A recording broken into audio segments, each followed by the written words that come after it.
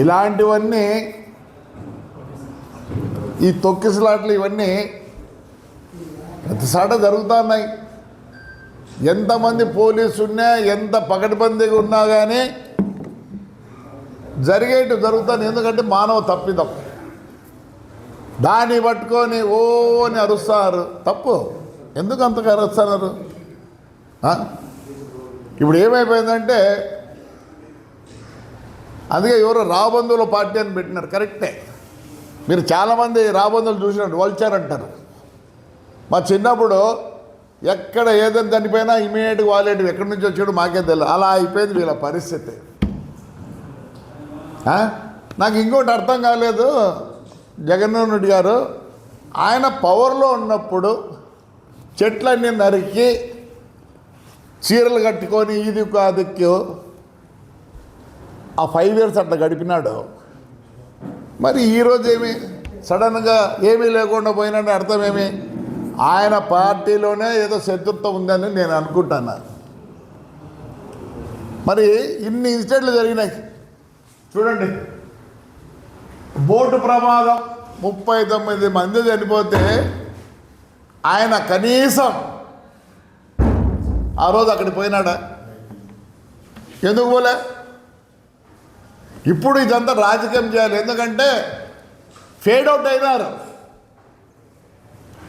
అయిపోయినారు వీళ్ళు. దాన్ని ఏదో మళ్ళీ రీగెయిన్ చేసుకునే దానికి అంత శవరాజకీయమే. మళ్ళీ ఏమైంది? ఈ ప్రాజెక్ట్ ఎందుకు పోయే ఘటనలో 33 మంది పోయినారు. ఎందుకు పోయినారు? అది తప్పిదం వైఎస్ఆర్ పార్టీదే. అక్కడుండే ఇసుక అంతా తోలి డబ్బులు చేసుకున్నారు.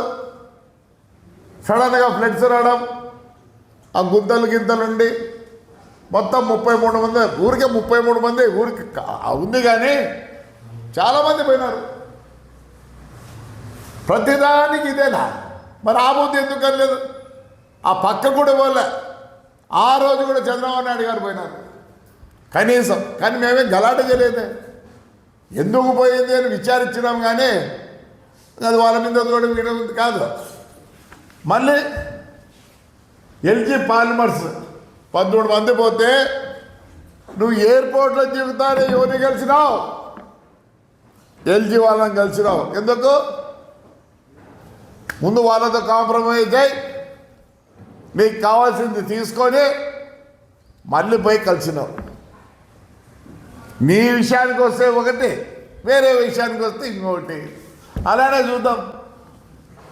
రూయా ఆసుపత్రి 12 మంది చచ్చిపోయినారు. పోయిన వాటికి పోలే.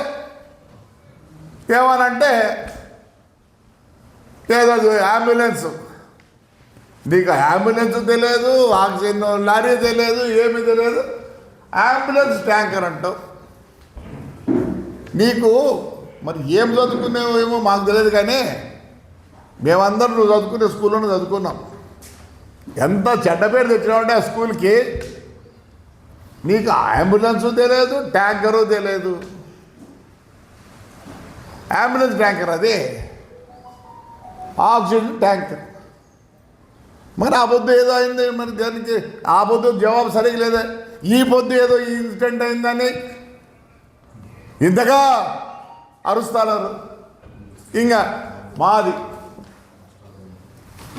17లో యాక్సిడెంట్ అయింది. 2 డ్రైవర్లు చచ్చిపోతే ఆయన రోజమ్మ ఈయన పోయి ఏమడుగుతున్నాడో తెలుసా? ఆయన ఫోరెన్సిక్ రిపోర్ట్ ఇవ్వాలంట. ఫోరెన్సిక్ రిపోర్ట్ అసలు మీకు తెలుసో తెలియదో, ఒకప్పుడు ఫోరెన్సిక్ ఇక్కడ లేదు, తిరుపతిలోనే ఉండే. మొత్తం రాయలసీమ తిరుపతిలో ఉండే. అది పోయేదానికి గంటలు పడుతుంది, టెస్ట్ చేసేదానికి 10 రోజులు పడుతుంది. ఈయన తగు వేసుకుంటాడు. కలెక్టర్ని తిడతాడు, ఎస్పీ తిడతాడు. అంతా విజువలైజ్ ఉంది. చూపిస్తాను నీకు, విజువల్లో చూపిస్తాను. నీకు భాష రాదు, ఏమీ తెలియదు, అందరి మీద నిందలేసేది ఒకటి తెలుసు. నువ్వు ఫేడ్ అవుట్ అవుతావు. ఇలాంటివన్నీ టేకప్ చేసినావు. మళ్ళీ కానీ అదే మా బస్సు యాక్సిడెంట్ అయిన పక్క రోజు నువ్వు రోజమ్మ ఆడికి వచ్చి ఎంత గలాట చేసినారు ఆ కృష్ణా డిస్టిక్లో. కలెక్టర్ని తిడితే, ఎస్పీని తిడితే, మళ్ళీ ఏమంటావు? నేను పవర్ లేక వస్తే నేను సెంట్రల్ జైలుకి పంపిస్తాడంట. ఎంక్వైరీ కాదు, ఎంక్వైరీ చేయాలి. ఆయన ఏం తప్పయా? తప్పు అంటే మాది ఉండాలా? ఎస్పీని కలెక్టర్ దబాయిస్తాం. Everything I show in the visualize. ఏ పని లేదు, పాట లేదు.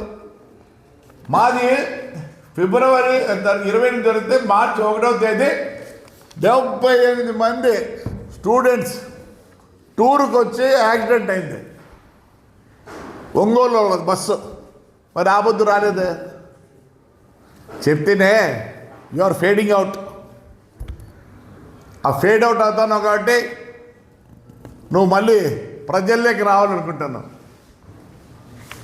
అదేం అసంభవం.